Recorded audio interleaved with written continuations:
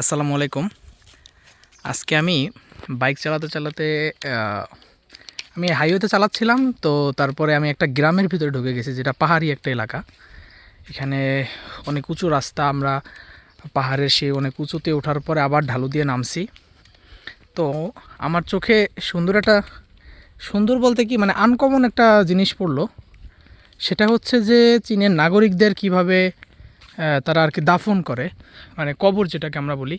বাংলাদেশে সচরাচর আমরা দেখি যে মানে বাসার সামনে কবরস্থান থাকে, সেখানে দাফন করে, এটা দেখে অভ্যস্ত। বা হিন্দুদের মরদেহ পুরানোর পরে সেখানে এক জায়গায় ছাই পুঁতে ফেলা হয়। চীনে বিভিন্নভাবে দাফন করে। যেমন আমি যদি আপনাদেরকে দেখাই, এখানে কিছু সমাহিত করা মানে কবরের আছে। যেমন এই একটা,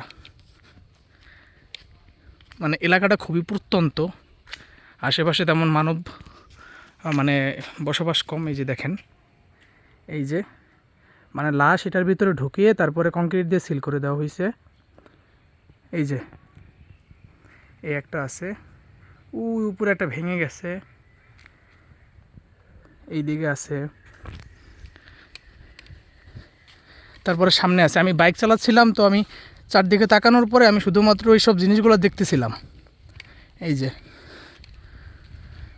এইভাবে তারা কংক্রিট পাথর দিয়ে তারা এটা সিল করে দেয়, এটার ভিতর লাশ ভরে এটা সিল করে দেয় সারা জীবনের জন্য। আর এটা হয় প্রত্যন্ত গ্রাম, প্রত্যন্ত জনপদে, পাহাড়ি এলাকাগুলোতে হয়। এই যে দেখেন ওই নিচে রাস্তা, এটা একটা পাহাড়ি জনপদ। এই যে ঢাল বেয়ে রাস্তা নিচে নেমে গেছে গ্রামের মধ্যে। আর এখানে কোনো মানে মানুষ খুবই কম, মানে ঘন্টায় দু একটা মানুষ দেখা যায় আর কীরকম অবস্থা। তো চারদিকে কেমন মানে শুনশান নীরব, মানে দিনের বেলাতেই কেমন যেন গা ছমছম অবস্থা, রাতের বেলা কি হয় আল্লাহ জানে। এই এলাকায় এই যে পাহাড়ের উপরে এইভাবে মানুষকে সমাহিত করা হয়, যেহেতু আমাদের সিচুয়ান পাহাড়ি এলাকা, এরকমভাবে সমাহিত করে। ধন্যবাদ সবাইকে।